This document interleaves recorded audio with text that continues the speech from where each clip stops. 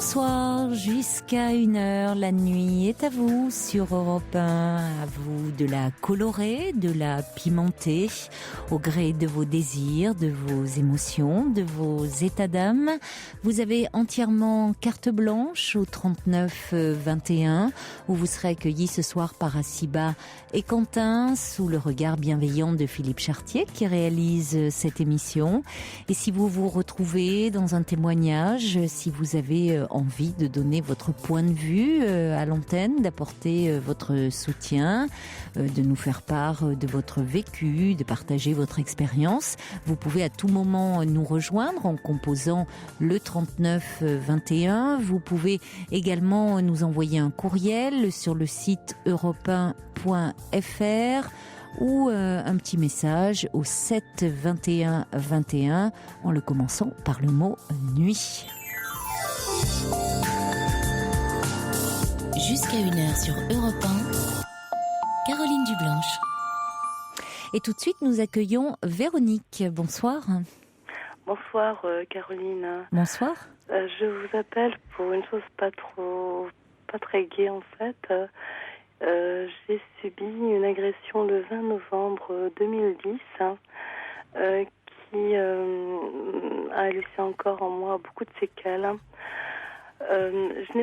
Je vais simplement relater très rapidement l'agression, mais pas de manière plus anecdotique, mais j'aimerais plutôt faire part de l'expérience et avoir aussi votre avis sur les conséquences d'une agression. Oui. Ça me semble beaucoup plus important. Alors voilà, ça s'est passé le 20 novembre. Je fréquentais un ami qui était en instance de divorce et avec qui j'avais rompu. Il m'a convié à venir chercher mes dernières affaires dans son appartement situé dans un beau quartier. Et au moment où je me suis rendue devant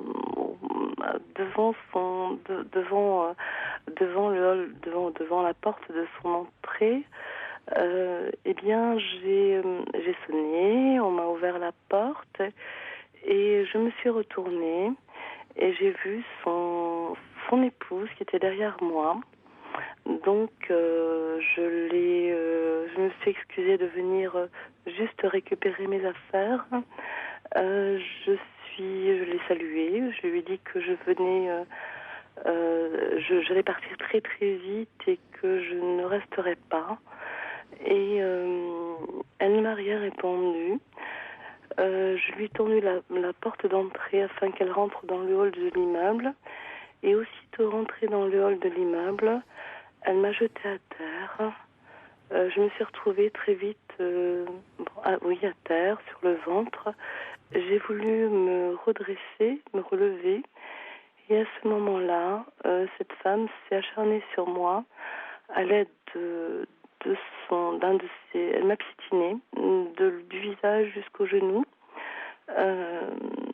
J'ai pas un réel souvenir de tout, mais mon visage était, j'avais une contusion faciale et mon genou ne s'est pas remis depuis. Donc elle s'est beaucoup acharnée sur ce genou. Ce qui est étrange, c'est que je n'ai pas réagi. Et c'est la raison pour laquelle je m'en veux encore aujourd'hui. Je me sens presque responsable de cette agression parce que peut-être aurais-je pu protéger au moins mon visage, mais j'étais totalement sidérée, dans un état d'incapacité. Oui, j'étais dans une incapacité d'agir. Et aujourd'hui encore, je me sens pas totalement victime, mais responsable de cela. Et je n'arrive pas à sortir de cette responsabilité. Pourquoi m'ai-je laissé faire? Voilà.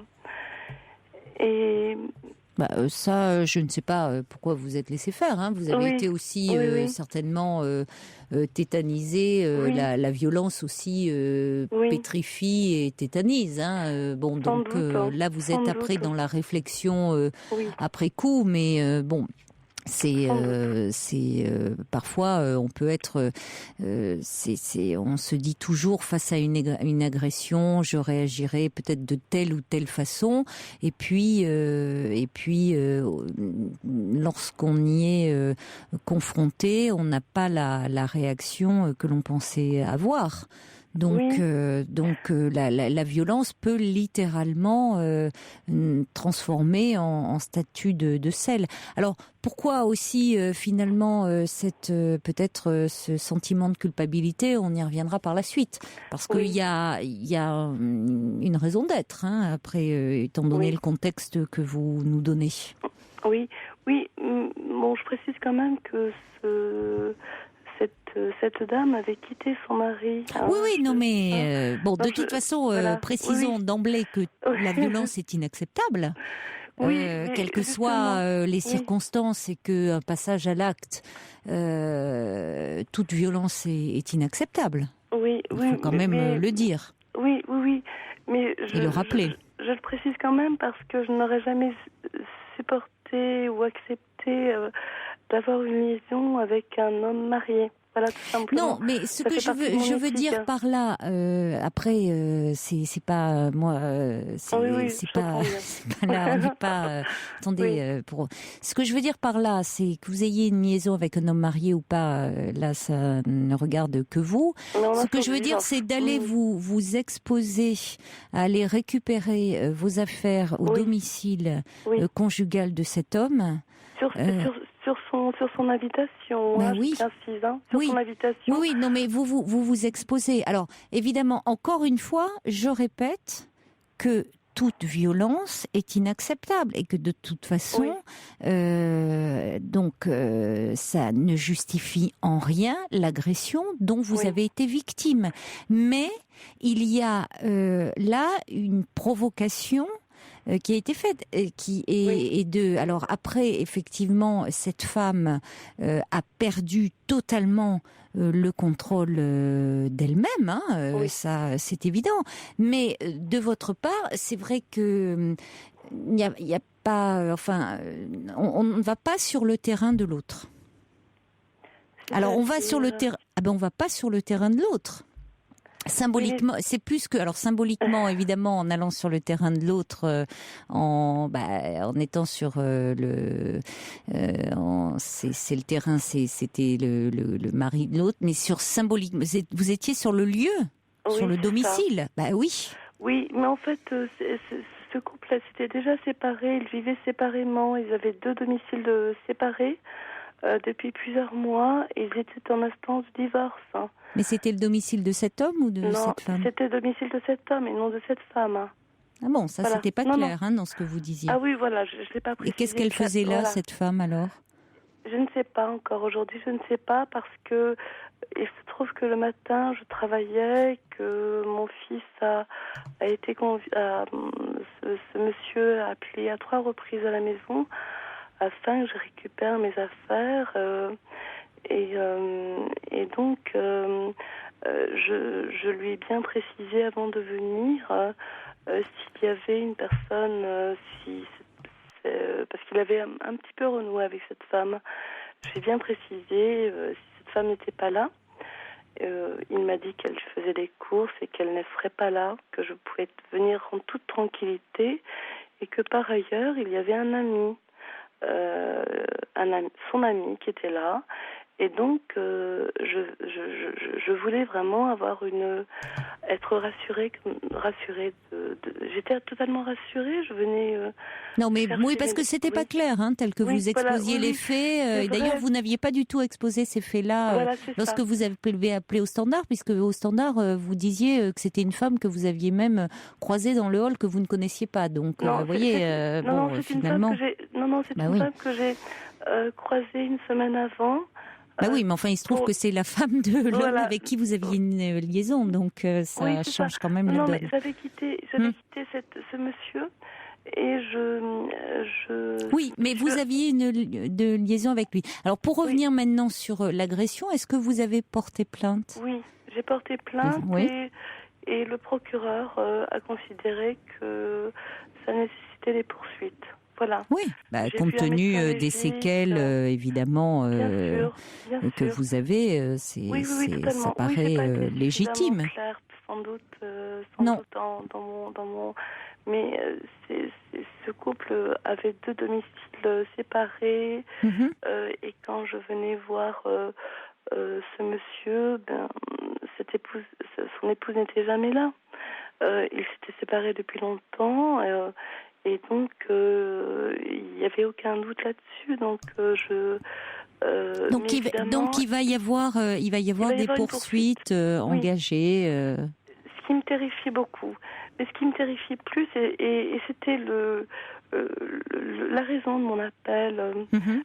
c'est que c'est pour témoigner, pour peut-être laisser un message à ce niveau-là. C'est qu'en fait, je me suis totalement transformée. Je suis maman qui vit seule avec 5 enfants, et je me suis brutalement transformée par le biais de cette agression, sans doute. Après, j'ai mieux compris, puisque maintenant je me fais aider par une association d'aide aux victimes. Oui. Mais longtemps, j'ai refusé cette aide-là. Mhm. Et je me suis rendu compte que j'agressais mes enfants alors que jamais je ne le faisais auparavant. C'est-à-dire C'est-à-dire que j'ai fait fort, hein, j'ai fait vraiment très très fort, dans le sens où j'étais une maman très patiente, et je suis devenue, oui, moi-même, quelqu'un qui devenait agressive, extrêmement agressive, hein, au point où le SAMU et la gendarmerie a dû venir à la maison. Ça va au-delà de l'agressivité alors. Si le Ça va SAMU au-delà de doit venir, l'agressivité. Ah oui, la oui, oui. gendarmerie, on est au-delà de Ah oui, l'agressivité mais quand même, je complètement. pense. Oui. Mais justement, Hmm. c'est ça qui me terrifie, et qui me Hmm. terrifie encore aujourd'hui. Hmm. C'est que quelqu'un qui est, somme toute, normal, Hmm. peut devenir, quand il n'a pas quand on n'a pas compris, quand on n'a pas travaillé sur soi, quand on a refusé de travailler sur l'agression, et quand on a refusé le statut de victime et non agresseur, eh bien on peut devenir soi-même agresseur. Et agresseur pour ses enfants, bon, ce sont des adolescents. Attention Voilà. au message quand même, hein, que vous pouvez faire passer, hein, parce que là il y a beaucoup d'ambiguïté dans ce que vous dites, hein, parce que Sans doute, oui, c'est très très confus parce que encore en moi. c'est un petit peu confus, et C'est très confus. ça mérite d'être élaboré, et certainement que Évidemment, cette mais agression vous renvoie à des choses, vous, de votre histoire personnelle, que vous ne pouvez pas généraliser, parce que de là à devenir agresseur sur ses propres enfants, qu'il y ait, suite à une agression, évidemment, qui est un traumatisme, après des positions de repli, des situations de stress qui peuvent rendre agressif, oui. ou qui peuvent agressif dans le sens d'une agressivité que l'on retourne contre soi-même sous forme de dépression ou autre. Bon, c'est une chose. Maintenant, attention à ne pas plaquer quelque chose de son histoire personnelle et d'en faire une généralité. Hein. Oui, mais ça peut arriver à d'autres gens, parce qu'effectivement, j'ai débuté Prudence. Avec prudence, évidemment. Caroline, vous ne pouvez parler que de vous là, dans votre histoire, et semble-t-il, ce que vous racontez mérite d'être dénoué dans le cadre d'un travail personnel. Hein. Oui, absolument. Mais c'est bien le travail que j'entreprends maintenant. Mais effectivement, au départ, j'ai commencé à m'agresser moi-même au travers de médicaments qu'on m'a prescrits et que je prenais plus que de raison, et qui ont eu un effet paradoxal, c'est-à-dire des anxiolytiques que je prenais à dose absolument extrêmement puissante pour calmer mes angoisses. Et mon médecin généraliste m'a expliqué qu'effectivement, à ces doses-là, ça pouvait vraiment provoquer le contraire de de ce que ce médicament pouvait procurer comme c'était des calmants, des anxiolytiques tout à fait classiques et connus par tous, mais je ne donnerai pas le nom, mais j'en prenais plus que de raison. Et donc effectivement, tout doucement, ça s'est pas fait brutalement comme ça s'est fait petit à petit. Je me suis transformée vraiment en quelqu'un de... Je ne me reconnaissais plus. Ouais. Oui, mais il y a derrière cela, je pense que ça fait surgir en vous quelque chose de votre histoire plus profondément. Donc, mais bon, qui peut effectivement lié à un traumatisme, réveiller d'autres traumatismes. Vous savez, notre histoire, nous avons en permanence en nous deux films qui se superposent, celui du présent et puis celui du passé, parce que notre mémoire garde dans l'inconscient des choses que nous avons mis de côté parce que trop douloureuses et qui peuvent ressurgir à la faveur, avec entre guillemets, d'un événement. Et donc affluer à notre conscience et à ce moment-là, ces événements du passé entrent en collusion et donc nous fragilisent terriblement. Donc semble-t-il, ça a été le cas pour vous. Oui. Et avec quelque chose, d'une histoire, semble-t-il assez particulière, hein.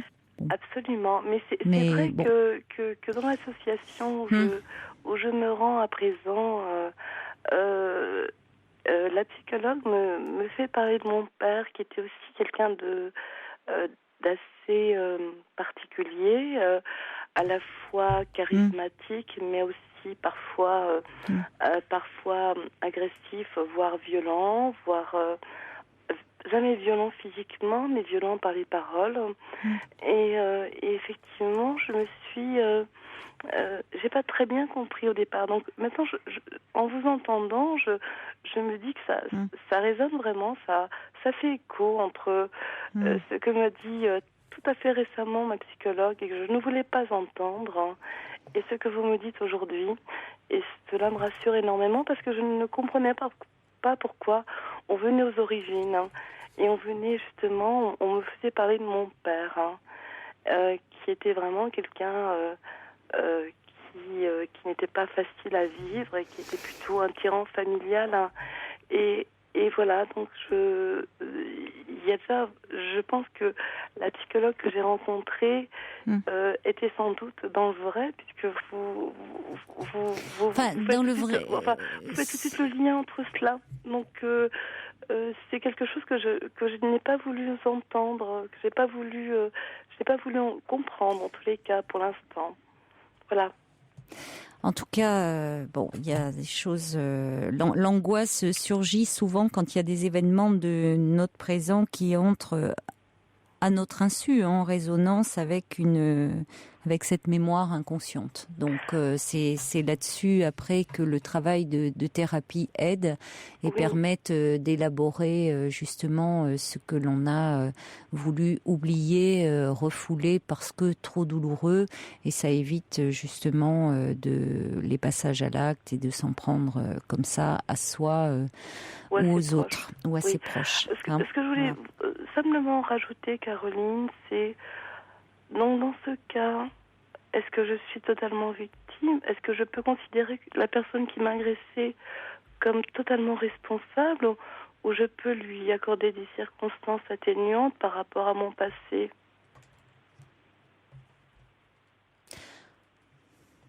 C'est vraiment quelque chose qui me... C'est une drôle de question. Pardon? C'est une drôle de question. Non, c'est pas une drôle de question, c'est... est-ce que je suis... c'est justement ça. Écoutez, victime à un moment, semble-t-il, vous l'avez été de quelque chose dont vous allez devoir parler dans votre thérapie. Oui. Et maintenant, par rapport à cette personne, je le répète, tout passage à l'acte agressif, toute violence est inacceptable. Oui. Bon. Voilà, maintenant, peut-être que par le passé, vous n'avez pas été suffisamment reconnue comme victime, comme entendue. Donc, c'est peut-être l'occasion aujourd'hui pour vous d'être entendue. C'est ça, c'est-à-dire que ce que me dit la psychologue et qui me touche beaucoup, c'est ce qui ne tue pas rend plus fort. Hein. Et la parole va vous sortir de cela, va vous permettre d'élucider peut-être des vieux traumatismes très très anciens dus à l'enfance. Mais elle me dit, il n'empêche pas que il ne faut pas pour autant vous refuser le statut de victime. Alors pour répondre, tenez, le subversif le fait pour moi, dit Hannah Arendt, Thomas Mann et tant d'autres l'ont dit, victime et bourreau en partie liés. Oui, c'est juste. Oui. C'est juste. Alors, c'est vrai qu'au départ, je m'en suis pas du tout pris à mes enfants, mais là, tout récemment, il y a eu quelque chose de grave. Hein. Et dont je ne parlerai pas parce que non, parce que vous allez en parler dans le cadre de votre thérapie. Tout à fait, je crois que c'est important.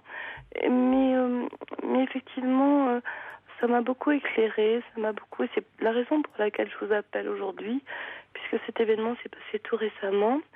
Et je me suis dit là, il faut vraiment que je réagisse. Il faut vraiment que j'arrête. Mais c'est pour ça que c'est ce qui va aussi vous permettre d'avancer, puisque finalement il y avait des traumas chez vous qui n'étaient pas qui étaient là, qui étaient présents, mais auxquels vous n'aviez pas accès. Et finalement, cet événement les fait ressurgir et va vous donner la possibilité de les travailler et donc au fond de vous en libérer. Donc c'est en cela que ça va vous permettre d'avancer. Donc je crois que en cela ça va être une possibilité de construction pour vous. Ça signifie en fait qu'un mal peut devenir un bien. Parfois ça le peut, mais enfin on ne va pas souhaiter d'être agressé néanmoins. Non, j'entends bien. Je crois, j'entends quand même. Bien. Mais continuez à en parler. Puis il est normal de toute façon que le procureur donne suite. Oui. Merci en tout cas de votre appel, Véronique. Et, juste encore une question. Ça sera la dernière. Oui, la toute dernière. Est-ce que la parole peut vraiment libérer je ne ferais pas ce métier, si je ne pensais pas que la parole libère. Oui, c'est vrai. C'est-à-dire qu'on peut s'en sortir justement par la parole, même la parole parfois confuse oui, c'est vrai. La parole peut libérer de tous ces mots. AUX, évidemment. La parole, évidemment, parce que la parole permet de symboliser, de permettre de se libérer de tout ce qui est enfoui en nous et d'éviter de se faire la proie toute sa vie durant de médicaments, hormis dans certaines affections graves où effectivement il est nécessaire de prendre des traitements, on l'a abordé. J'entends bien. Mais être en souffrance ne veut pas dire être malade, donc la parole aide à se libérer de beaucoup de souffrances. Donc être en souffrance ne veut pas dire être malade. Merci beaucoup, Caroline. C'est une phrase que je garderai en mémoire parce que c'est vraiment important pour moi de ne pas me sentir malade, mais simplement en souffrance. C'est fondamental. Continuez en tout cas à en parler. Merci beaucoup de votre appel. Au revoir, Véronique. Pour rejoindre Caroline Dublanche, appelez le 39 21, 34 centimes la minute. Bonsoir Lady France. Bonsoir Caroline, Bonsoir. Félicitations pour votre émission. Hein.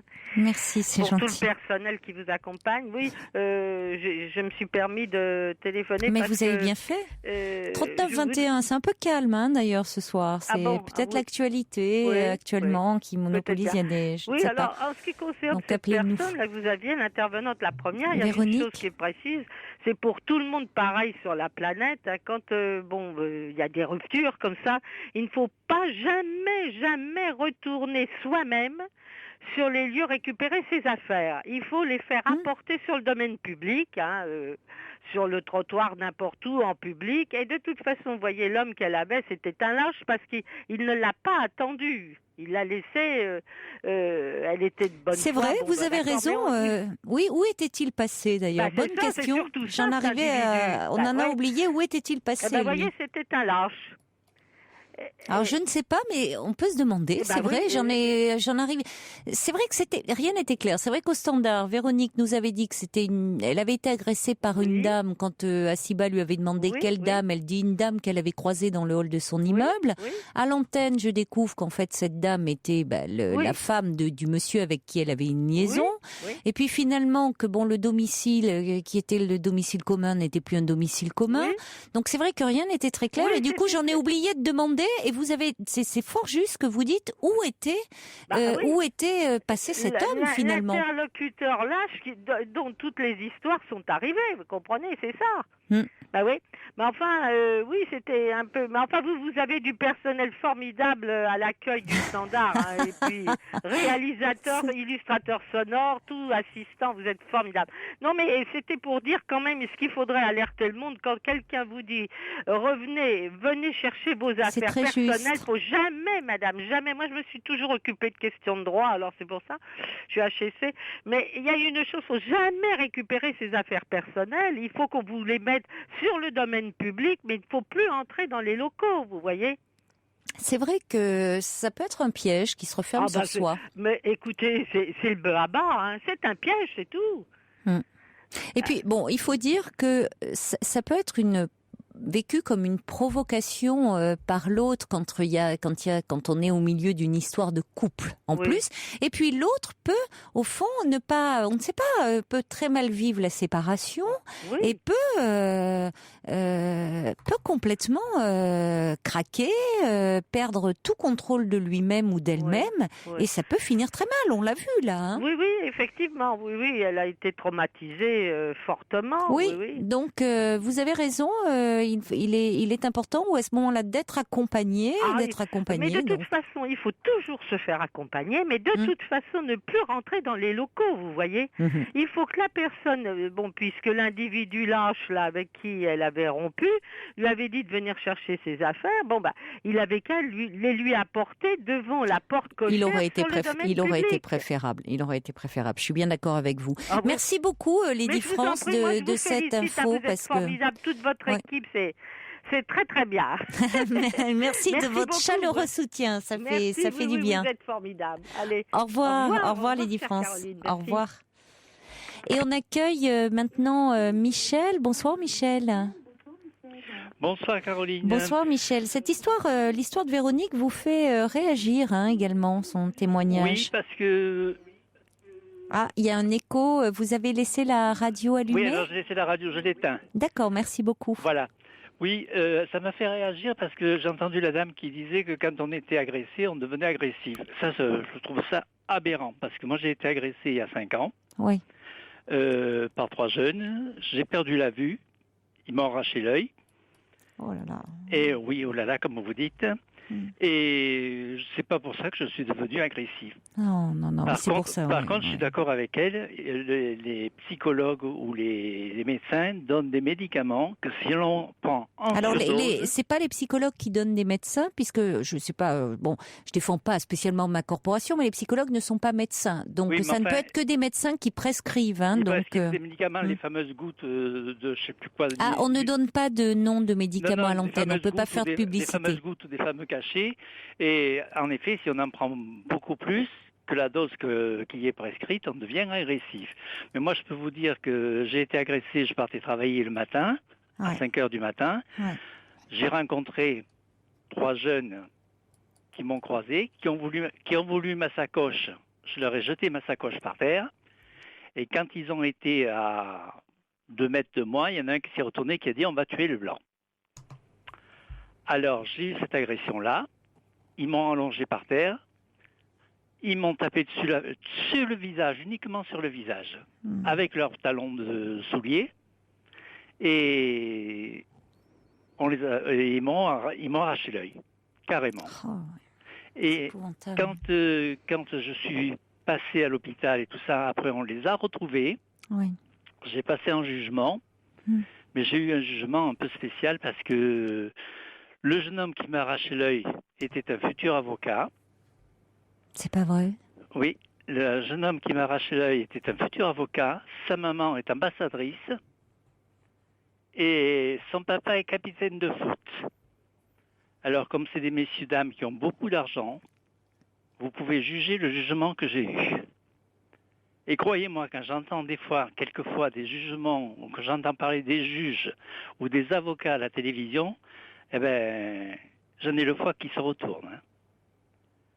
Parce que c'est vraiment, vraiment, vraiment inadmissible. C'est-à-dire qu'il a été très peu condamné? Il a été très peu condamné, il a été très peu... j'ai eu comment on appelle ça? L'avocat général, il a fait comme s'il n'entendait rien. Le juge, je ne l'ai même pas vu, je ne vous dirai pas, je ne l'ai même pas vu. Quant au président du jury, on aurait dit un plat de nouilles à la sauce tomate. On aurait inoffensif. Il posait des questions, mais alors d'une lenteur, vraiment quelque chose d'abominable. Abominable. D'ailleurs, je suis parti, en quittant le procès, je suis parti dans une rage quand ils ont eu le verdict. Je suis parti dans une rage folle. Alors, je l'ai bien accepté il y a 2 ou 3 ans en arrière, mais maintenant, je l'accepte moins. Parce que de ne pas voir, de ne pas pouvoir lire, de ne pas pouvoir faire mes affaires, de ne pas pouvoir... Oui. Alors, c'est pour ça que... Oui, puis la violence, enfin, à ce point-là, de l'acharnement, et puis, enfin, les séquelles, quand même, aussi importantes que ça. Alors, moi, je leur ai dit, parce qu'au tribunal, ils m'ont dit, oh, pardonnez-nous... Oh oui, j'ai dit non. Il faut quand même pas exagérer. Non. Je dis, vous savez, vous allez faire de la prison, mais moi je suis dans une prison pour toute ma vie. Parce que bon, je vois plus, je me promène dans la rue avec une canne blanche. Bon, je vois un petit peu parce qu'il me reste 1/10 à un œil, puisque l'autre je l'ai plus. Ils m'ont laissé 1/10 à un œil. Alors, on voulait même me donner un chien, c'est moi qui dis à l'avocate, non, pour le moment, j'en ai pas besoin. Si j'en ai besoin, je vous le dirai, vous me ferez avoir un chien à mon avocate à moi. Alors, j'ai été obligé d'abandonner mon appartement. Heureusement, j'ai eu mon oncle qui m'a récupéré pour les soins et pour tout. Oui. Alors, voyez, alors quand j'entends dire la dame, on devient agressif parce qu'on a été agressé, non, c'est pas vrai. Non, il faut que ça rencontre. C'est pour ça que là, je l'ai arrêté d'ailleurs, Véronique, en disant elle parlait d'elle à ce moment-là, de son histoire, mais qu'on ne pouvait en aucune façon en faire des généralités. Lorsqu'il s'agit d'une agression comme ça vécue à l'âge adulte, c'est le même propos de dire qu'effectivement, quand on dit le fait d'avoir été maltraité dans son enfance ou d'avoir été abusé dans son enfance va faire que on va devenir ça va donner des futurs parents des parents maltraitants ou des personnes adultes qui vont également à leur tour abuser des enfants. Cette espèce de déterminisme est total et faux. Tous les enfants qui ont été victimes de maltraitance ou victimes d'abus sexuels ne deviennent pas des parents maltraitants ou des parents qui abusent des enfants. En revanche, ce qui est vrai, c'est que chez souvent, pour ne pas dire dans la grande majorité des cas, de parents maltraitants ou de parcours de personnes qui abusent des enfants, on retrouve dans leur histoire personnelle des enfances extrêmement chaotiques, des carences affectives extrêmement graves, souvent de la maltraitance et souvent pour ceux qui abusent des enfants, des pédophiles eux-mêmes ont connu cela. Oui. Mais ça ne veut pas dire que parce que soi-même, c'est les personnes qui l'ont été vont devenir systématiquement. Vous voyez, il y a un malentendu là et qui est grave. Oui, parce que là, c'est ce qui m'a fait un peu surgir. J'ai dit non, c'est pas possible. Moi, j'ai été agressé et Dieu sait si je suis handicapé à vie. Hein, pour dire que au contraire, je suis même pas devenu raciste. Je peux vous dire, je suis même pas devenu raciste parce que dans tous les gens, il y a des bons et des mauvais. Oui, alors qu'il y a eu effectivement cette formule, ce côté, vous étiez aussi stigmatisé en tant que blanc, ça a été dit. On va tuer le blanc, carrément. On va tuer le blanc. On va tuer le blanc, carrément. Ouais. Carrément. Ouais. Et même quand je l'ai raconté à certaines personnes de couleur, d'ailleurs j'ai beaucoup d'amis de couleur parce que je travaillais dans un milieu où il y avait beaucoup de gens de couleur, ils ont dit mais c'est pas possible, il faut les tuer ces gens-là parce qu'ils nous feront haïr de tout le monde. Et je peux vous dire que même, maintenant je vais faire des courses, je m'arrange pour faire des courses et tout ça, je me débrouille avec ma canne blanche et mes sacs, c'est le cas de le dire. Et quand je vais dans les supermarchés et tout ça, je vais dans un carrefour où je suis connu, les gens, même de couleur, me demandaient de s'occuper de mon procès. J'avais des jeunes de couleur qui me disaient alors ça n'est où? On les a eus? On les a pas eus? Oui, mais bien sûr, parce que basculer à un moment, pour eux c'était inadmissible. Basculer dans l'inhumanité à ce point-là, effectivement, ça nous concerne tous quand on est humain, justement, quel que soit qu'on soit noir ou blanc. Par contre, je dois vous dire que pour avoir des psychologues ou des psychiatres, c'est pas facile. Parce que, pourquoi? Pourquoi? Alors je vais vous dire. Parce qu'au début que ça m'est arrivé, c'est-à-dire en 2005-6, quand ça m'est arrivé en 2006, tous mes médecins m'ont dit il faut que tu ailles voir un psychologue ou un psychiatre, quelqu'un à qui parler. Ils m'ont donné des adresses, j'ai téléphoné, je suis tombé sur des répondeurs en me disant on va vous rappeler, j'attends encore les réponses et ça fait 5 ans. Alors là, j'avoue que c'est une corporation. Je vous écoute presque tous les soirs. C'est rare quand je vous écoute pas. Je vous écoute presque tous les soirs. J'ai même écouté vos 10 années là de fête. J'avoue que j'ai été un peu déçu de la corporation. Mais c'est-à-dire, ils vous disaient on va vous rappeler, ils n'ont pas rappelé? Oui, j'avais le répondeur automatique. Oui. Alors laissez votre nom, votre numéro, comme fait avec un répondeur automatique. Oui. Et je n'ai jamais eu de réponse. Alors j'en avais fait quelques-uns. Oui, il y a un problème là, oui. Oui, j'en avais fait quelques-uns. J'en ai fait 5. Et aucun des 5 ne vous a rappelé? J'ai eu les répondeurs automatiques. Aucun des 5 m'a rappelé. Sauf attendez une petite seconde. Tu vas tomber. Vous avez un animal? Ben non, parce que je m'occupe en même temps de mon oncle qui a été mal opéré, qui est paralysé. Pardon. En plus de mon handicap. Là, vas-y, tu peux t'asseoir. Ouais. Oui, alors, vous voyez, alors là, je voulais vous le dire aussi, j'ai pas été très, très, très content de la corporation. Oui, mais ça, je comprends, hein. C'est pas normal, là, qu'on ne vous ait pas rappelé. Parce que au début, ça m'aurait fait du bien. Là, maintenant, bien sûr, j'ai repris sur moi. Oui, non, mais je comprends. Non, mais ça serait important. C'est pas normal qu'on ne vous ait pas rappelé. Vous voyez, depuis que ça m'est arrivé, vous êtes la première personne à qui j'en parle vraiment. Et ça vous est arrivé quand? Ça m'est arrivé le 18 juillet 2006. Ah oui. Oui, 16 juillet 2006. Et alors, j'ai eu des problèmes avec la police. J'ai eu des problèmes avec. Ça a été horrible. Horrible. Il y a Brigitte qui dit comment est-ce que vous arrivez à vivre avec une telle colère? Mais on l'entend pas au fond la colère. Je trouve que après avoir été aussi odieusement agressé, enfin c'est tellement. J'arrive à me dominer. Je vais vous dire, j'arrive à trier les gens. C'est-à-dire que les gens qui me plaisent, je cause, les gens qui me plaisent pas, je cause pas.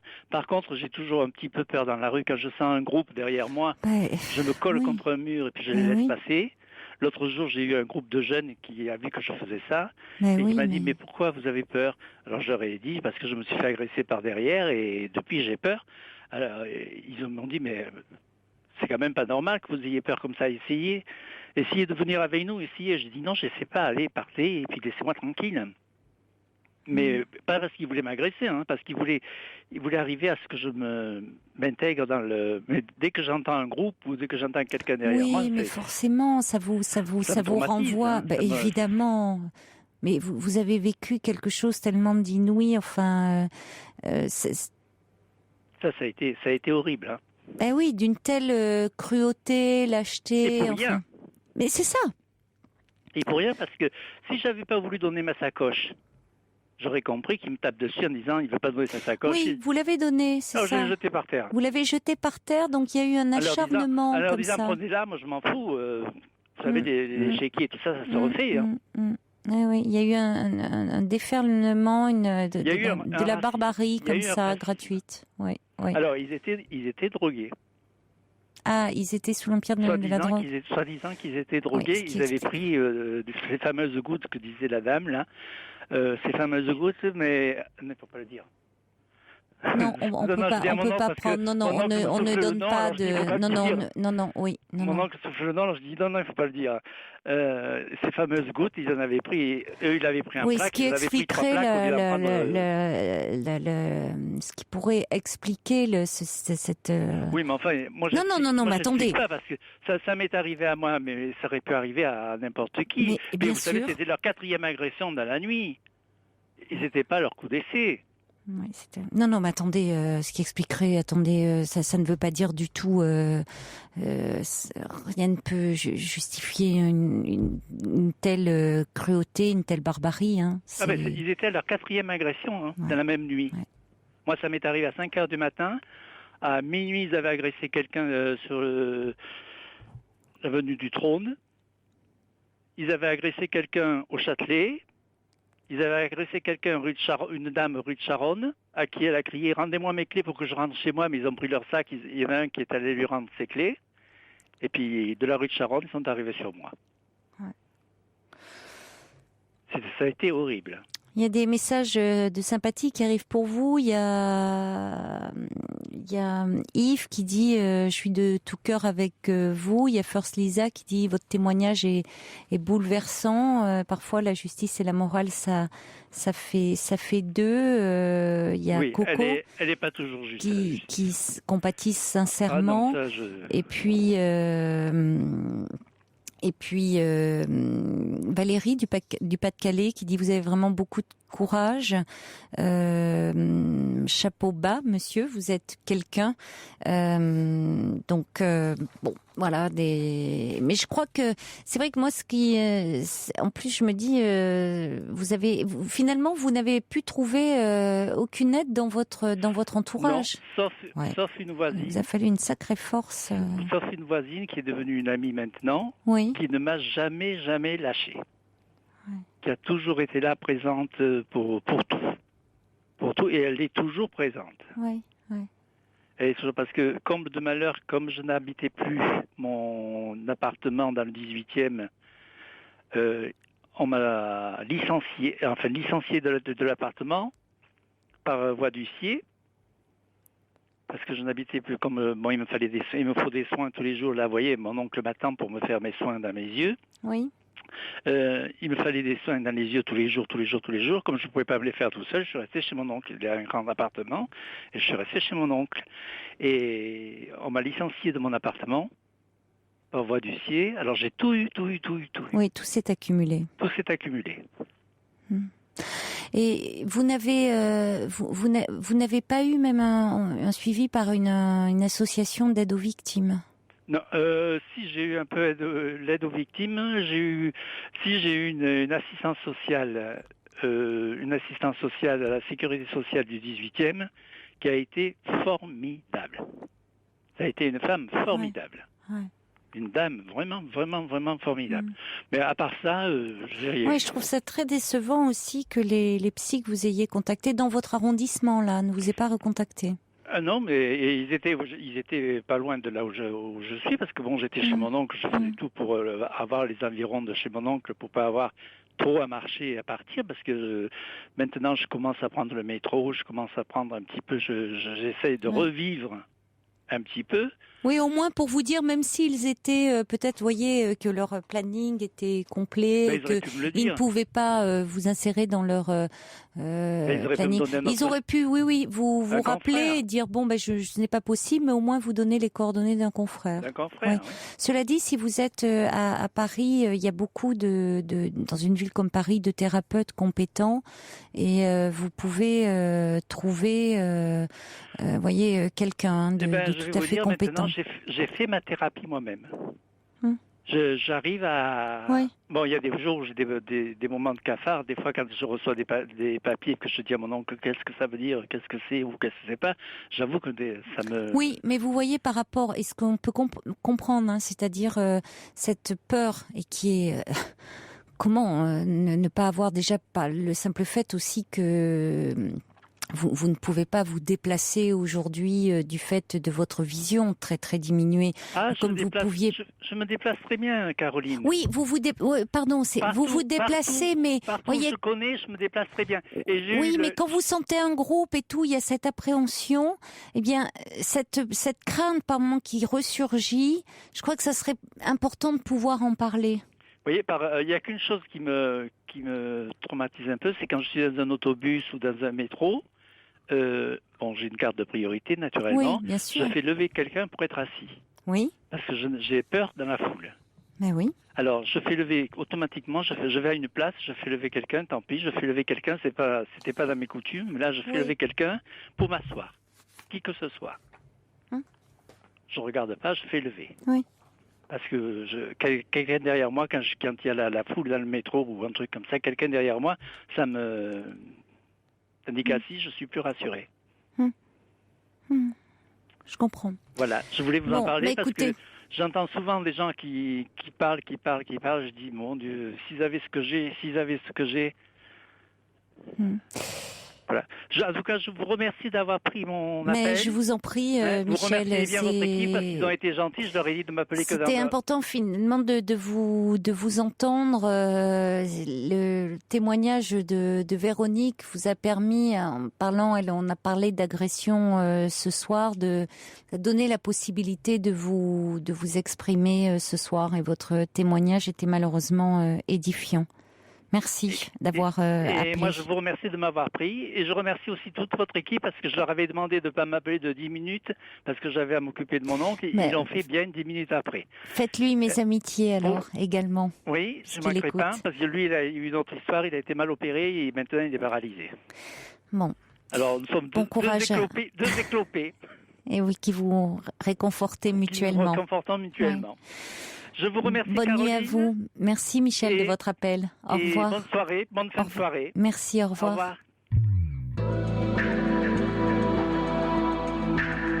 Toutes vos confidences à Caroline Dublanche au 39 21. 39 21. 34 centimes la minute.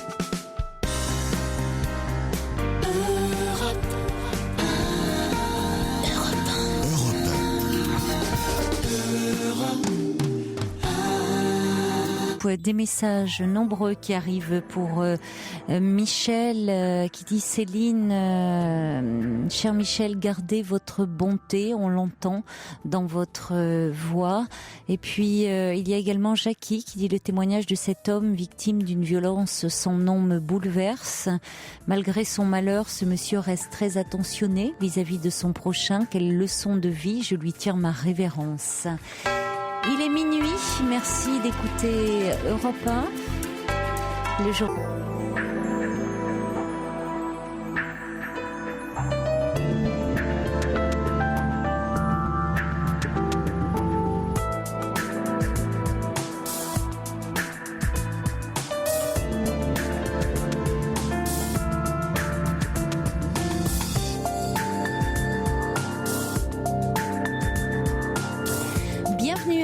si vous nous rejoignez maintenant sur Europe 1. Cette émission est la vôtre. Vous pouvez appeler le 39 21 pour nous parler de vous en toute liberté et sans tabou. Et vous pouvez à tout moment réagir à ce que vous entendez en appelant ce même numéro, le 39 21, en nous envoyant vos courriels sur le site europe1.fr ou vos textos au 7 21 21 en commençant les messages par le mot nuit. Alors, on parlait dans cette première heure d'agression et il y a des messages qui arrivent. Une auditrice me dit: j'ai été agressée en 2002, braquée pour ma voiture, un choc psychologique et je réalise que c'est depuis que j'appréhende le monde. D'où la nécessité de se faire aider après une agression, parce qu'il y a très souvent un repli sur soi. C'est compréhensible, hein. On se referme, d'autant que ça peut réveiller, on en parlait, d'autres blessures. Donc c'est important de travailler cela. Et puis il y a également, c'était Alex qui me dit: la violence n'a plus de limite. Ma fille a été rackettée il y a 2 mois. Personne à part moi n'a rien fait. On l'a changée d'école. L'académie a mis le lendemain dans la même école la racketteuse. Ça paraît curieux quand même, si vous la changez d'école, que la jeune fille qui rackette aille aussi dans la même école. Mais bon. Le problème de raquette à l'école, c'est également un vrai souci. Et puis à la personne qui me dit: arrêtez de vouloir envoyer tout le monde chez le psychiatre, pensez au trou abyssal de la sécurité sociale. Je répondrai justement, et ça répond peut-être à ce que me demandait Véronique, est-ce que la parole libère ? Justement, j'y pense au trou abyssal de la sécurité sociale, et que peut-être si on parlait un peu plus dans ce pays de ces souffrances, eh bien on consommerait un peu moins de médicaments. Si justement, au lieu, si dans nos bouches on mettait un peu plus de mots, MOTS, un peu plus de paroles, on mettrait peut-être un peu moins de molécules et de petites gélules. Voilà. Allez, on va accueillir tout de suite Jean-Paul. Bonsoir Jean-Paul. Non, c'est Zachary, je crois, qui est avec nous. Zachary, pardon. Bonsoir Zachary. Bonsoir, bonjour Caroline, et merci de m'accueillir. Je vous en prie. Donc c'est un sujet un peu plus léger, même si ça me touche beaucoup moins personnellement. Oui. Donc en fait, voilà, j'ai 35 ans. 35 ans, c'est jeune, mais c'est aussi un âge où je divorce d'un premier mariage il y a maintenant, il y a à peu près, qui a duré en réalité 6 ans, mais il y a compté 2 ans et demi de séparation. Oui. Et la séparation a été très difficile.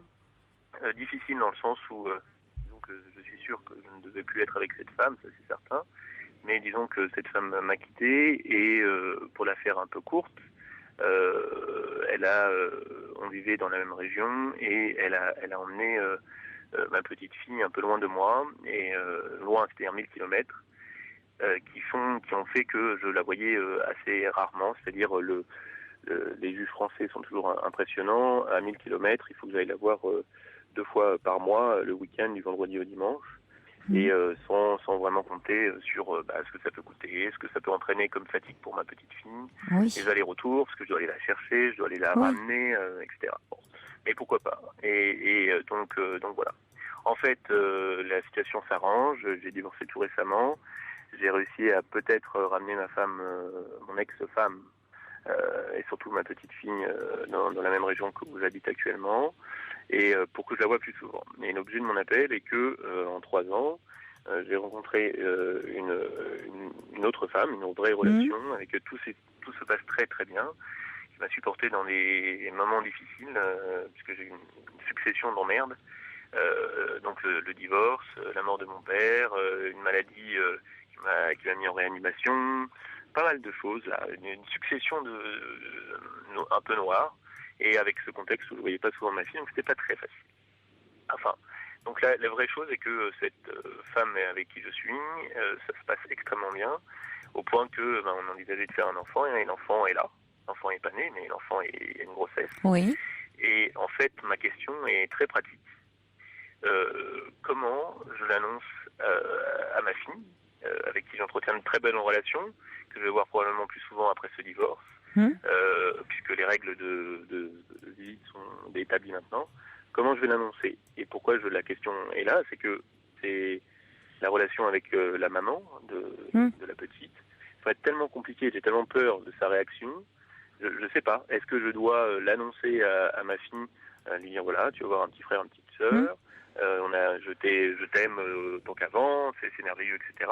Et ne rien dire à la maman ou l'impliquer d'une manière ou d'une autre, mais en sachant que je sais qu'elle aura une réaction excessive. Elle aura une réaction très forte parce que. Qu'est-ce qui vous fait craindre cela? Quelle est une réaction? Parce que c'est une femme qui a été qui réagit violemment parce qu'elle a été trompée, qu'elle a été elle est dans l'excès. Les réactions sont simples, c'est-à-dire que elle n'a pas de compagnon dans sa vie. Je ne le sais pas et je le souhaite. Tout est caché, tout est. C'est juste pour illustrer c'est une femme qui réagit, qui overreact, qui est toujours dans l'hyper-réaction parce que elle sait pas. Je n'ai pas de critique à lui émettre, c'est juste que j'ai peur de sa réaction. J'ai peur d'elle, très clairement, et ça a été un peu le cas, la raison pour laquelle j'étais mal, mais j'ai peur d'elle. Pourquoi j'ai peur d'elle? C'est parce que pour enlever un enfant à son papa, c'est un peu, c'est une réaction de hyper-réaction.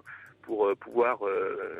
Bon, de toute façon, vous n'allez pas pouvoir cacher le fait que vous allez avoir un autre enfant. Votre petite fille, elle a 4 ans, c'est ça? 4 ans. Et là, vous dites l'enfant qui est à naître, là, c'est la grossesse en est à combien? Elle est bien avancée, elle a 6 mois. Ah oui, donc ça se voit. Ah oui, ça se voit. Donc votre petite fille, elle va le voir quand elle va venir la prochaine fois? Oui. Ça se voit, un gros ventre. Oui. Elle va poser des questions, de toute façon. Elle détecte tout, et tout à fait. Ah un ventre même si votre femme est menue, un ventre de 6 mois, ça commence à se voir quand même. Hein. Mais je souhaite qu'elle le voie. Mais il va falloir lui en parler le plus simplement du monde, en disant qu'effectivement, il va y avoir, elle va avoir un petit frère ou une petite sœur. Oui, mais est-ce que j'en parle à la maman? Est-ce que à la maman de ma petite fille? Est-ce que j'en parle avant? Est-ce que c'est mieux au niveau psychologique? Je ne sais pas. Vous voulez dire dans quel sens? C'est-à-dire, est-ce qu'il vaut mieux prévenir la mère avant? Voilà, parce que moi, ce dont j'ai peur... je crois que... oui, mais j'entends bien votre peur. Ça revient, vous avez peur. Qu'est-ce que vous voulez qu'elle fasse? Qu'est-ce que vous voulez qu'elle vous fasse? Ton père t'aime plus? Moi, rien. C'est ma fille, c'est parce qu'elle a ma fille. Oui, mais c'est pour ça qu'il est préférable, je pense, que vous attendiez de voir votre petite fille le week-end, quand vous serez avec elle, d'en parler avec elle. Et puis attention, pas de précipitation en disant voilà, tu vas avoir un petit frère ou une petite sœur, mais rassure-toi, tu sais, je t'aime. Parce que là, c'est votre angoisse. Oui, tout à fait. C'est pas de panique. Oui, il va y avoir. Elle me fait peur. Il va y avoir. Oui, mais vous paniquez, c'est votre ex-femme qui vous fait paniquer. Donc oui, pour le moment, il va y avoir. Le bébé, il est pas là encore. Enfin, il est là. Oui, mais il est là pour le moment, il est dans le ventre de la maman. Donc, elle va plutôt poser des questions, qui vont beaucoup l'intéresser, surtout à cet âge-là, à 4 ans. Il est dans le ventre, et comment il était dans le ventre. Bon, il y a des choses qui peuvent déjà beaucoup l'intéresser à ce niveau-là. D'accord. Mais c'est plutôt quand il sera là, physiquement, si vous voulez, qu'après elle peut se demander effectivement la question de sa place. Alors vous pourrez après même la rassurer en disant, tu sais, quand le bébé sera là, de toute façon, toi, ça, tu verras, ça changera rien. Tu vois, tu as toujours ta chambre là. Bon, mais si vous commencez à lui annoncer, parce que les petits enfants ressentent très bien ce que sentent leurs parents. Donc si vous lui dites dans le même temps finalement finalement, tu vas avoir un petit frère, une petite sœur, mais tu sais, ma chérie, je vais t'aimer toujours autant. Elle va sentir votre angoisse. C'est-à-dire qu'il y a beaucoup d'angoisse autour de l'arrivée de ce bébé. Alors qu'en fait, c'est pas tant ça, c'est que vous angoissez par rapport aux réactions de sa mère à elle. Parce que je ne peux pas lutter, Caroline. C'est-à-dire que si elle dit ton petit le bébé là, ça veut dire que ton père t'aime plus, ou c'est pas vraiment ton frère. Ou... vous verrez quand si vous pouvez lutter par la relation que vous avez avec elle et par le lien que vous avez avec elle et par le comportement que vous avez avec elle. Vous me conseillez pas en fait du tout d'en parler à la mère directement. Alors, ce que vous pouvez faire, c'est par, je dirais, diplomatie. À partir du moment, puisqu'il faut, je trouve peut-être par diplomatie, à partir du moment, le week-end où vous aurez votre petite fille, étant donné que la grossesse est déjà assez avancée, vous voyez, ça serait... et c'est bien d'ailleurs pour votre petite fille, parce que souvent, on leur annonce toujours trop tôt aux enfants maintenant. On leur annonce, je sais pas, au bout d'un mois de grossesse, à des tout petits, je veux dire, on leur dit déjà que leur maman ou leur belle-mère est enceinte. C'est très long, le temps d'une grossesse. C'est déjà long pour des adultes, alors vous imaginez pour des tout petits enfants. Donc, moi je dirais diplomatiquement, vous pouvez dire à votre ex-femme que vous avez annoncé ce week-end et vous teniez à lui annoncer également que avec votre nouvelle compagne vous attendiez un enfant. Très sobrement, ou effectivement le plus sobrement possible. Vous vous réjouissez pas outre mesure, pour ne pas déclencher trop ses foudres, et que donc vous en avez fait part à votre fille. D'accord. C'était un gros point de questionnement, et bon, pour le reste, j'aimerais pouvoir vraiment tellement désamorcer la situation et sa souffrance. Elle existe, je la nie pas, mais ça fait même 3 ans de combat. Ce serait tellement bien de pouvoir arriver à se parler, arriver à partager la vie de ma fille et pouvoir savoir qu'elle fait de la danse ou voilà. C'est ça que j'ai du mal à. Bon, je me dis qu'avec le temps, dès qu'elle aura un compagnon un peu sérieux, etc. Mais ça va certainement s'apaiser avec le temps. C'est pour ça que je pense, si vous craignez cette réaction, il vaut mieux, parce que c'est vrai qu'il n'y aurait pas tout ça, vous auriez pu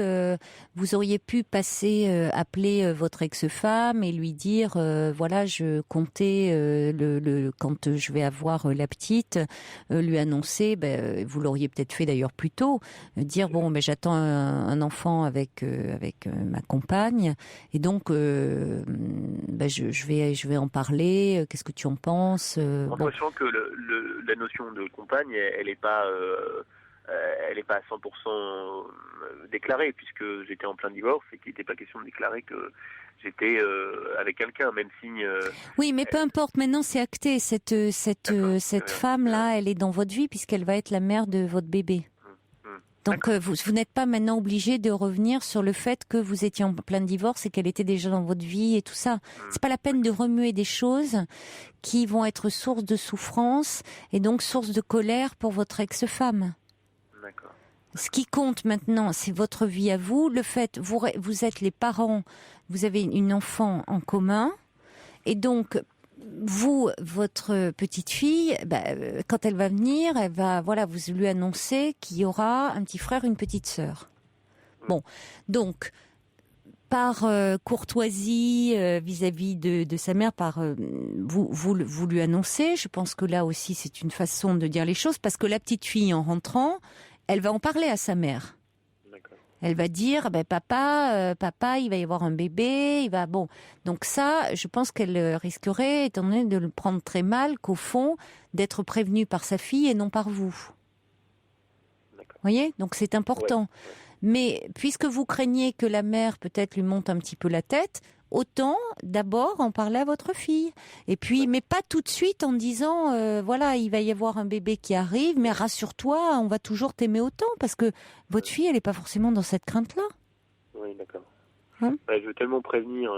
Mais oui, vous voulez prévenir le mal, l'angoisse, mais elle est peut-être dans les questions autour de ah oui, le bébé dans le ventre. Il peut y avoir déjà des questions comme ça, et puis dire après, oui, vous pouvez dire le bébé, tu sais, et de toute façon le bébé, tu viendras le voir, et puis le bébé, alors ou après vous dire le bébé, on le mettra là, et puis toi tu es toujours, tu sais que t'es toujours ma petite fille que j'aime toujours autant. Puis ça sera plus aussi quand le bébé sera là vraiment concrètement. D'accord. Bon, écoutez, vous avez bien répondu à mes questions. C'est très sympa parce qu'on a vraiment l'impression de parler à une copine et c'est toujours très agréable. Bon, écoutez. Bon. C'est super. Si ça vous rassure. Disons que ça ne me rassure pas. Je le savais que je devais faire ça. Et c'est juste la confirmation par vous et l'expérience que vous en avez. Et voilà, c'est toujours très, très agréable. Merci beaucoup en tout cas de votre émission. Je vous en prie. Et puis alors plein de bonnes choses pour Merci de ce bébé qui s'annonce. Au revoir Zachary. Au revoir. Pour rejoindre Caroline Dublanche, appelez le 39 21, 34 centimes la minute. Brigitte dit ce qui aide aussi à désamorcer les conflits, c'est de reconnaître aussi ses propres responsabilités, chercher au maximum à se mettre à la place de l'autre. Donc je pense que ça fait suite au témoignage de Zachary. Nawa dit il va falloir lutter, pas de retour possible. Et puis le subversif dit il faut d'abord dissocier votre ex de votre fillette mentalement, après quoi songez que votre relation continue est tout simplement irréductible, quoi qu'en dise la mère. Et le subversif qui ajoute il diminue en nombre, mais on voit encore trop de pères qui, fragilisés par une paternité à minima, ces pères qui malheureusement suite à un divorce effectivement voient très très peu leurs enfants avec un droit de visite, il nous le disait, Zachary, du fait des kilomètres, de la distance, démissionnent, voire disparaissent. Donc, il est important de tenir bon. Harry dit, je le lui annonçais franchement, me paraît le meilleur cas. Bonsoir, Jean-Paul. Bonsoir. Bonsoir. Caroline ? Oui, c'est bien moi. Oui, je suis content de vous avoir. Mais moi aussi. Parce que je vous écoute tous les soirs. Merci beaucoup alors. Bon, je vais vous dire franchement, je suis très très sensible. Alors si des fois ma gorge se noue, c'est pas un problème. Faut pas. Voilà, j'ai vécu 13 ans avec une femme, quoi. J'ai eu un enfant. Oui. Qui a 13 ans. Oui. Et les derniers temps où j'étais avec elle, quoi, je me suis aperçu, qu'elle me trompait, quoi. Alors, ce que j'ai fait, sachant que moi j'habite dans la Haute-Garonne, dans un petit village, un soir, je suis rentré du travail et je lui ai bloqué le chemin qui menait à la maison. Et je lui ai dit non, écoute, c'est plus possible, on peut pas vivre comme ça, etc. quoi. Parce que je savais qu'elle avait son frère qui habitait aussi dans le village, donc elle n'était pas dehors, quoi. Et c'est mon fils me manque, mais c'est incroyable, quoi. Vous le voyez à quel rythme, votre fils ? Là, on est passé devant le juge des affaires familiales. Oui. On a eu... là-dessus, on s'est entendu. Il peut venir quand il veut, il peut... C'est important, ça. Oui, bien sûr. Alors donc, il vient, Non, ça, il n'y a pas de souci. Mais alors, on louait une maison. Oui. Et quand on était tous les deux, avec 2 salaires, vous voyez, ça se complétait, quoi. C'était bien. Et là, je me suis retrouvé donc tout seul dans cette maison. Cette maison que maintenant j'arrive à la détester, quoi. Parce qu'avant, il y avait mon fils, ses copains, ça jouait de partout, c'était... voyez, c'était... Oui, c'était animé, c'était vivant, voilà. oui. Il y avait des tas de choses comme ça qui me... Et pourquoi? Et vous n'envisagez pas peut-être de prendre d'être dans un autre lieu, au fond, que d'être dans... Ah ben là, de toute façon, j'ai pas pu payer les derniers loyers. Oui, parce que c'est ça, ça vous fait un loyer élevé. Trop cher. Si vous étiez à 2 à payer le loyer, évidemment, la diviser par... vous vous retrouvez seul à payer. Donc peut-être que finalement, pour vous, ça serait mieux de vous retrouver dans un lieu neutre, où il n'y aurait pas tous ces souvenirs liés au couple, à la famille, je pense, qui vous encombrent et qui vous empêchent, au fond, d'avancer, de vous reconstruire. En plus, moi, j'ai contracté une hépatite C. Cette hépatite, elle se transforme là, actuellement, en cancer. Oui. Il y a une partie du foie qui est entamée et le pancréas. Donc, je suis obligé de suivre des traitements. Et bon, la sécurité sociale me paye mes indemnités. Bon, la mutuelle, elle me fait des petits problèmes parce qu'ils ont changé de mutuelle dans ma société. Enfin, je suis toujours salarié. Hein. Oui. Mais... là, je me retrouve le 18 février, je vais passer devant le tribunal des référés. Si j'arrive pas à trouver un appartement, enfin j'en ai trouvé un, mais bon, il me demande de pas mal de choses. Bon, enfin bref, c'est pas le but de ma discussion avec vous, c'est surtout l'histoire que j'arrive pas à m'en remettre de cette séparation. Oui, mais c'est quand même... Je sais pas pourquoi, mais... c'est difficile, hein, aussi. C'est compliqué, une séparation aussi, Jean-Paul. C'est dur. Oh, c'est dur, oui. Ben oui, c'est dur. C'est... Bon. Et moi, je sais pas, mais je le prends... Vous le prenez comment? En plein... Je m'excuse du terme, mais en pleine gueule, quoi. Oui, mais vous savez, ça fait 1 an, et puis vous dites, vous avez, ça fait 13 ans que vous viviez avec cette femme, votre fils a 13 ans, il vous manque, même si, bon, il vient, finalement, vous avez trouvé un arrangement où il vient vous voir quand il le souhaite, donc il est très présent pour lui. Ça lui permet parce que pour lui aussi ça doit être difficile, donc au fond il peut venir à la demande, au fond de venir, mais évidemment tout votre quotidien est bouleversé, et en plus il y a vos problèmes de santé, avec quand même un traitement lourd qui vous fatigue, donc tout ça fait beaucoup, hein. Ouais, c'est sûr. Ouais. Tout ça fait beaucoup. Mais bon... Est-ce que vous êtes un peu entouré non, quand même? J'ai personne, moi, ici. Vous n'avez personne dans la région? Non. Vous n'avez pas votre famille n'est pas dans la région? Vous avez... non. Et sur le plan amical, vous aviez... Bon, vous savez, c'est des... Si, bon, vous avez toujours des copains, hein. Mais bon... Mais pas des amis. C'est pas des amis, voilà. Oui. Moi, j'ai encore...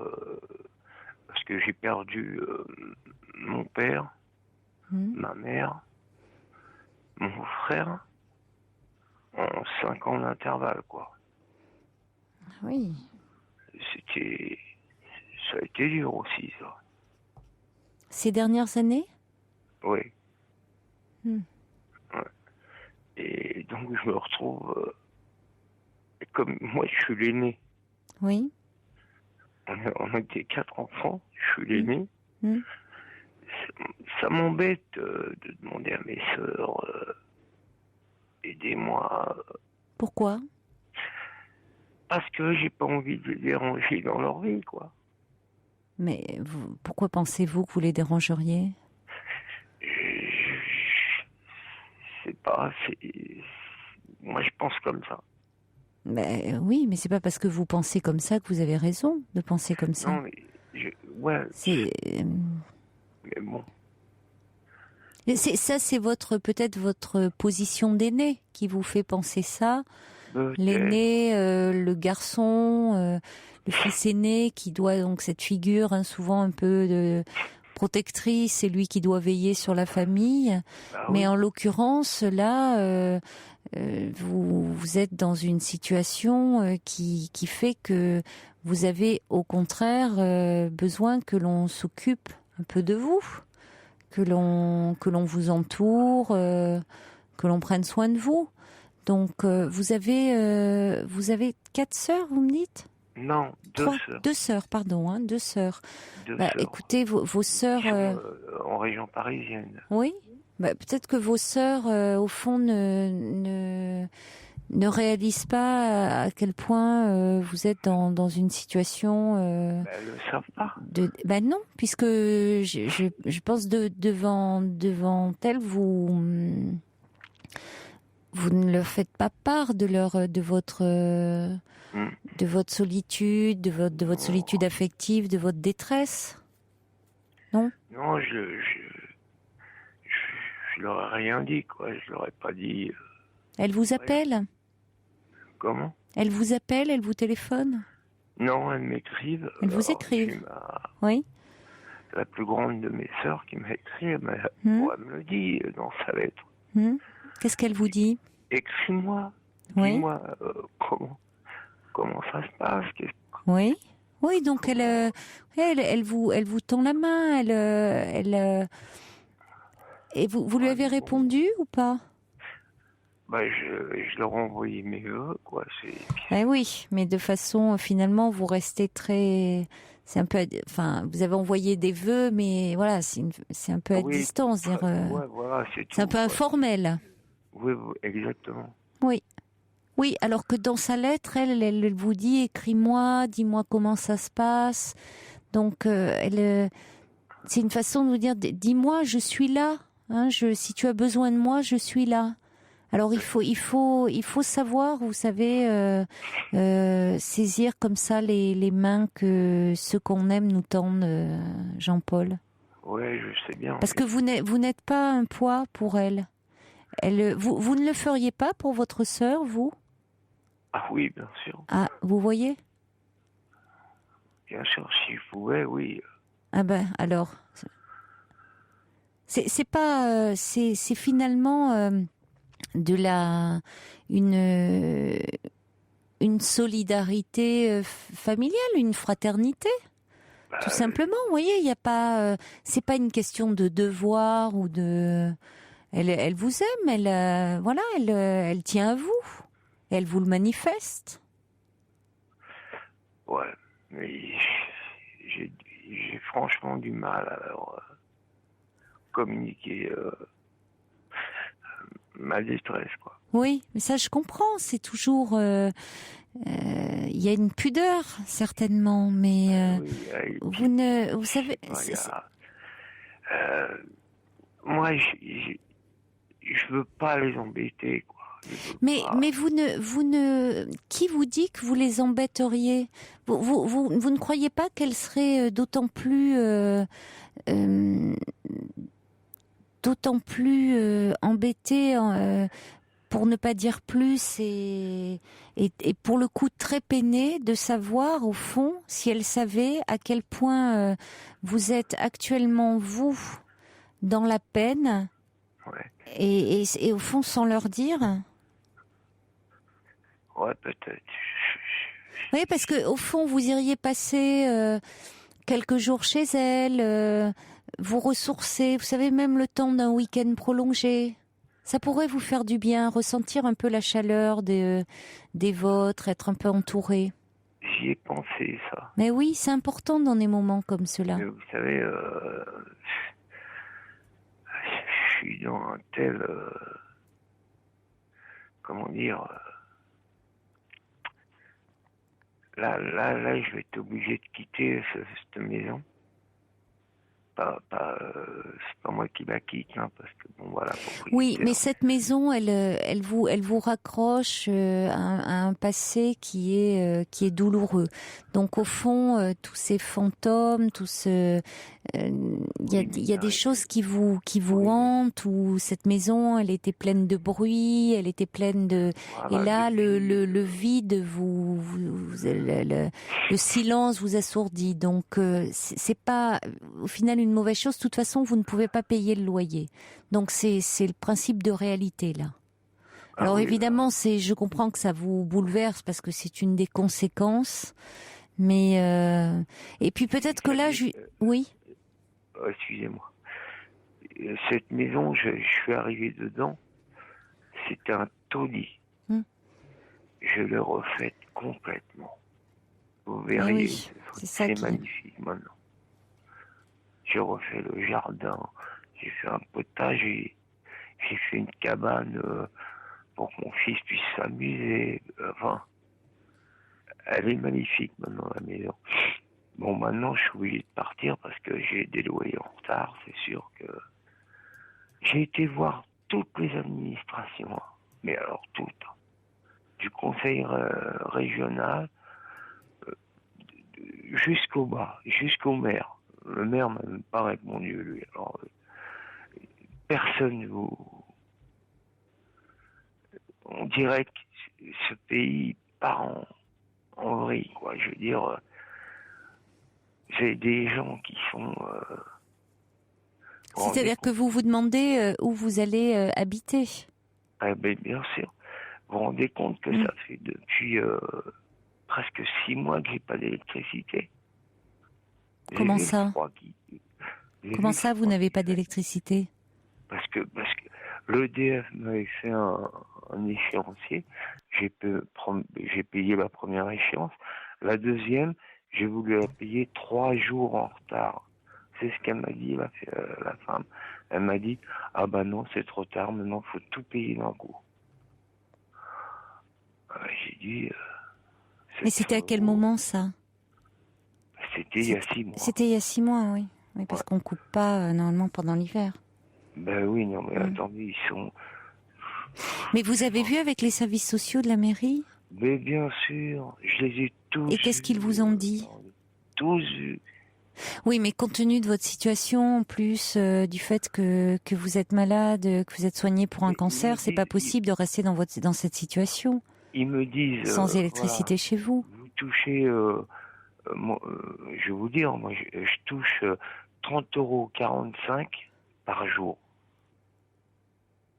Plus 12 € par la mutuelle. Vous voyez, ça fait à peu près un SMIC, quoi. Ben non. Et je touche trop. Trop pourquoi ? Trop pour qu'ils puissent me donner une aide pour l'électricité, pour... Oui, mais en attendant, vous pouvez pas faire l'avance de ce qu'on vous demande, là, maintenant. C'est ça le problème, si j'ai bien compris. Oui.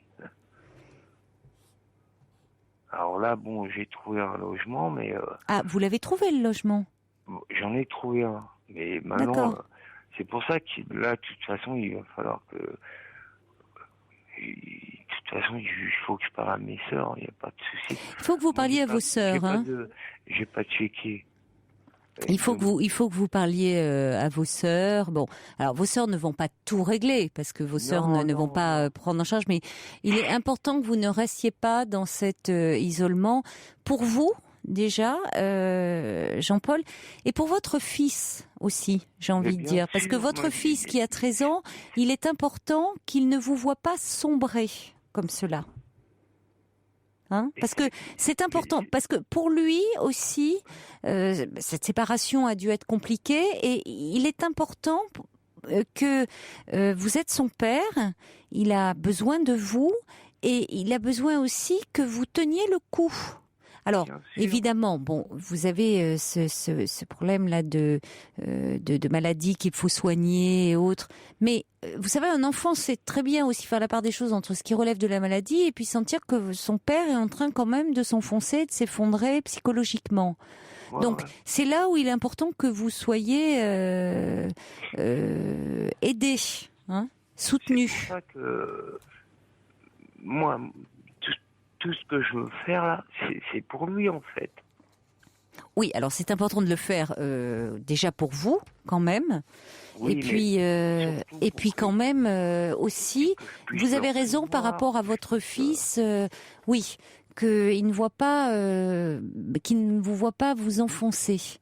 Je reçois des messages qui dit, il y a Brigitte qui dit, il faut vraiment rechercher l'appui de vos sœurs et elle pourrait être au contraire touchée et heureuse que vous leur fassiez confiance. Il y a Prune qui dit il faut retaper vraiment au niveau des services sociaux parce qu'il y a une situation d'urgence. Ah ben oui, non mais il faut taper aux portes là, hein, parce que... j'ai tapé à toutes les portes, Caroline. Alors, donc... Régional, départemental, communal, c'est... Parce qu'il y a Flo qui dit, bon, parlant de demander de l'aide aussi de votre famille, et que c'est pas une honte, évidemment. Et puis, enfin, il faut vraiment là faire en sorte de... ça relève même, étant donné votre situation, de demander un rendez-vous avec le maire. Hein. Oh. Ah oui. Vous êtes dans une petite commune, une grande commune ? Ouais. C'est un chef de canton, quoi. Il y a quoi ? Il doit y avoir 10, 11 000 habitants. Mais vous pouvez demander un rendez-vous, même si c'est pas lui qui vous reçoit. Vous pouvez être reçu par un de ses adjoints, quelqu'un. Je lui ai écrit, mais même pas répondu. Oui, écoutez, il fait mal son travail. Parce que déjà, la moindre des choses, c'est qu'il doit au moins répondre au courrier de ses... Je dis socialiste, de ses administrés. Il n'a pas très bien lu Jaurès ou... Il y a une lacune, quoi. Enfin bref, voilà. J'ai l'impression que... Bon, en tout cas, il faut vraiment que vous repreniez contact avec vos sœurs au plus vite pour expliquer un petit peu là où vous en êtes, hein, et que vous vous fassiez aider. Déjà, du fait, par le soutien de votre famille, et puis aussi aider psychologiquement. On y revient parce que il faut vraiment que vous soyez soutenus là, quand même, on l'entend. Parce qu'il y a évidemment la situation sociale, il y a nécessité d'avoir ce soutien familial, que vous soyez soutenu sur le plan social, mais aussi sur le plan quand même psychologique. Alors, oui, pour pas vous enfoncer davantage, hein, Jean-Paul. Hein. Vraiment, ça me paraît important là. Je suis en train de perdre les pédales. Oui, pas perdre les pédales, mais vous êtes dans une grande souffrance. Ouais. Donc, il est important de vous faire aider. Hein. Donc, reprenez contact avec votre famille. Bon courage, Jean-Paul.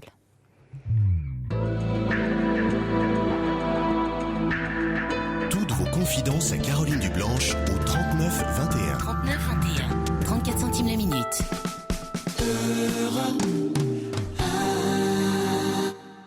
Bonsoir Isabelle. Bonsoir Caroline. Bonsoir. Bonsoir. Eh bien, waouh, c'est difficile de passer effectivement après les drames humains. Le mien va sembler certainement plus léger. Voilà, je resitue le contexte et le temps. Déjà, c'était je remonte un petit peu dans le temps, ça devait être il y a un peu plus d'un mois et demi, je ne sais plus vraiment, mais bon, c'était avant les fêtes. Oui. Mon père, qui habite dans une autre ville que la mienne, a été hospitalisé, je ne sais plus pour quelle raison, parce qu'il a une santé fragile, mais je n'ai pas mémorisé la raison. Il a été hospitalisé pour quelques jours, hein, rien de bien grave. Oui. Et je n'ai pas été prévenue. Bon, mon père est remarié puisque mes parents sont divorcés. Et je n'ai pas été prévenue ni par lui, ni par ma belle-mère. Et je l'ai su par mon frère qui n'habite pas non plus dans ma région et qui était exceptionnellement de passage le lendemain de son hospitalisation et qui m'a dit « Au fait, t'es pas au courant, papa a été hospitalisé, il n'a pas voulu t'appeler pour ne pas t'affoler. » Bon, seulement lui était au courant, donc on pourrait penser que c'est une forme de jalousie, mais pas du tout. C'est en fait, la problématique vient de ma belle-mère, avec laquelle, effectivement, il n'y a jamais eu vraiment une entente cordiale. Oui. Plutôt une indifférence. Donc ça a effectivement déclenché de la colère en moi. Je dois préciser aussi qu'à ce moment-là, je venais de terminer un livre sur la CNV, la communication non violente, intitulé « Les mots sont des fenêtres ou des murs », car autant j'ai la capacité de faire des feedbacks positifs à l'oral à mes interlocuteurs que je n'arrive pas à le faire quand j'estime que ceux-ci sont négatifs, enfin les feedbacks, les retours sont négatifs. Toujours est-il que ne pouvant exprimer justement par téléphone ma colère, j'ai décidé de lui écrire une lettre dans laquelle j'exprimais mes ressentis en faisant très attention, puisque je venais de finir mon livre, sur le fait de ne pas être dans le reproche, d'employer beaucoup le « je », « j'ai ressenti », et en expliquant tout ce que j'avais ressenti, en remontant aussi un peu loin, puisque le divorce ne s'est pas bien passé. Et en fait, je lui exprimais tout ce que je souffrais, donc sur 3 pages. Tout ce dont je souffrais sur 3 pages, et ça va faire donc 1 mois et demi. Je n'ai pas de nouvelles. Son anniversaire arrive à grands pas puisque à votre père, vous avez exprimé cela à votre père. Comment ? La lettre, c'était destinée à votre père. Ah oui, c'est-à-dire qu'en fait, en même temps que mes vœux, que j'adressais à tous les deux par respect, puisque malgré tout, je respecte ma belle-mère qui s'occupe très bien de mon père. Et avec a priori, il est très heureux avec elle, donc je respecte tout à fait son choix. Donc, ce que j'ai fait, c'est que j'ai mis dans une enveloppe donc mes vœux, et à l'intérieur de cette enveloppe, une enveloppe cachetée, et j'ai mis à l'attention de papa. Et donc, je pense que si c'est elle qui va au courrier, puisque de toute façon, il ne peut pas se déplacer. Donc, je pense qu'elle lui a donné. C'est vrai que je n'en ai pas la certitude. Mais je pense qu'elle lui a donné, dans le sens où si elle ne lui avait pas donné, il m'aurait appelé... Il m'aurait appelé depuis le temps, quoi. Ça fait quand même plus d'1 mois et demi, il m'appelait quand même tous les 15 jours, donc il m'aurait appelé. Donc de ce fait, comme son anniversaire arrive à grands pas, et que je ne sais pas quoi faire, quoi. Dois-je l'appeler, c'est vrai que j'ai du mal. Pourquoi vous ne l'appelleriez pas pour son anniversaire ? Je pourrais, mais ça va encore être difficile à chaque fois de pas pouvoir exprimer. Ça sera l'occasion, vous verrez bien. Vous pouvez, à ce moment-là, ne pas forcément exprimer. Vous l'appelez pour lui souhaiter un bon anniversaire, et puis ça sera l'occasion, vous verrez bien s'il vous en parle, s'il ne vous en parle pas, dire tu as reçu mes vœux, vous allez bien voir ce qu'il vous dit. Oui, et s'il ne fait pas du tout état de la lettre si c'est par téléphone, c'est pas par téléphone que vous pouvez parler de cela. C'est quand vous verrez. Ouais, c'est difficile. C'est pas par téléphone qu'on peut parler de ces choses-là. C'est pas à vous que je vais l'apprendre. Enfin, vous voyez. Ouais. Je sais pas. Non. Je me vois pas non plus aller chez lui parce qu'il y a toujours ma belle-mère et donc comme elle est vous pouvez peut-être trouver un moment où vous pouvez dire j'aimerais bien un jour te voir, ou qu'est-ce que tu as pensé de ma lettre ? Oui. Qu'est-ce que tu as pensé de ma lettre ? Vous pouvez lui dire à ce moment-là par téléphone. Oui. Oui. Sans vous lancer dans une grande discussion, mais s'il ne vous dit rien, dire est-ce que tu as eu mes vœux, s'il y a rien, si vous dites oui, puis qu'il n'y a pas plus, dire voilà, qu'est-ce que tu as pensé de ma lettre ? Mais ne laissez pas passer son anniversaire et le silence s'instaurer, ça serait dommage, je trouve. Oui, c'est vrai que c'est aussi une occasion de renouer entre nous. Oui, tout à fait. Oui, puisque vous avez envoyé là, donc c'est au contraire, vous avez amorcé quelque chose, donc son anniversaire, vous l'appelez. Oui. Et puis c'est l'occasion d'en parler. Et puis vous me raconterez, vous me rappellerez, parce que là on arrive à la fin de l'émission. D'accord ? Eh bien, je vous remercie beaucoup. À bientôt alors. Au revoir Isabelle.